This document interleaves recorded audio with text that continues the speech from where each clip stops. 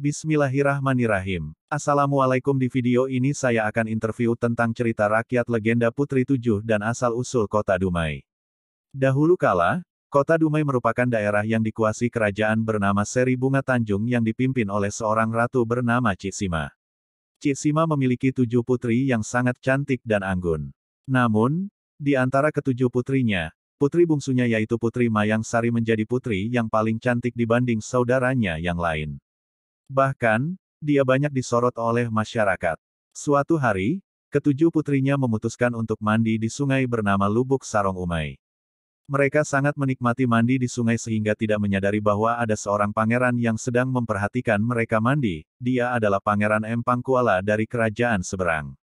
Menurut legenda, pangeran itu tidak sengaja lewat dan melihat ketujuh putri itu sedang mandi. Pangeran Empang pun terkagum-kagum melihat ketujuh putri itu karena kecantikan yang mereka miliki, namun mata Pangeran Empang tertuju kepada Putri Mayang Sari. Cantik sekali gadis itu, gadis cantik di Lubuk Sarong Umai, Dumai. Dumai, begitu kata pangeran. Setelah melihat putri tersebut, Pangeran Empang kembali ke kerajaan dan memutuskan untuk mengirim utusannya ke kerajaan Cik Sima untuk meminang Putri Mayang Sari. Namun, Cik Sima menolak pinangan Pangeran Empang. Hal ini dilakukan Cik Sima, karena Cik Sima memegang teguh adat dari kerajaan bahwa yang seharusnya menerima pinangan adalah putri yang paling tua terlebih dahulu. Pangeran Empang tidak mau dan bersikeras untuk meminang Putri Mayang Sari. Lagi dan lagi Cik Sima menolak pinangan Pangeran Empang. Karena pinangannya ditolak, Pangeran Empang marah dan murka kepada Cik Sima dan memutuskan untuk mengirim pasukan untuk menyerang kerajaan Seri Bunga Tanjung.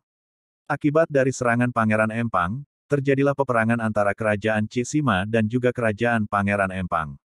Akhirnya Cik Sima mengungsikan ketujuh putrinya ke dalam hutan yang disembunyikan di sebuah lubang yang ditutupi atap yang terbuat dari tanah dan dihalangi oleh pepohonan. Tidak lupa Cik Sima membekali ketujuh putrinya makanan selama 3 bulan, peperangan yang terjadi antara kerajaan Cik Sima dan juga kerajaan Pangeran Empang berlangsung cukup lama. Di tengah peperangan, pasukan dari Cik Sima sudah mulai terdesak, banyak korban berjatuhan, situasi kerajaan yang porak-poranda, sehingga Cik Sima meminta bantuan jin yang sedang bertapa di Bukit Hulus Sungai Umai, dan jin tersebut menyetujuinya. Ketika Pangeran Empang dan pasukannya sedang beristirahat di malam hari dekat hilir Sungai Umai, tiba-tiba ribuan buah bakau berjatuhan menimpa Pangeran Empang dan pasukannya.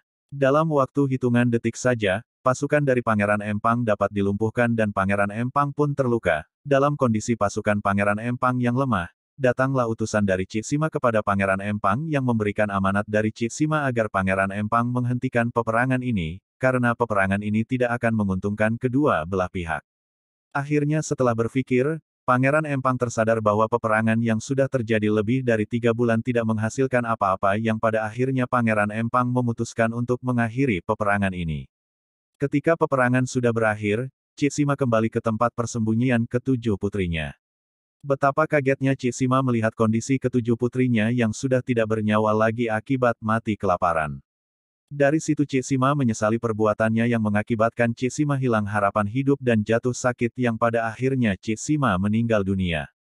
Dari peristiwa tersebut, lahirlah nama kota Dumai yang diambil dari kata-kata Pangeran Empang ketika mengagumi kecantikan dari Putri Mayang Sari.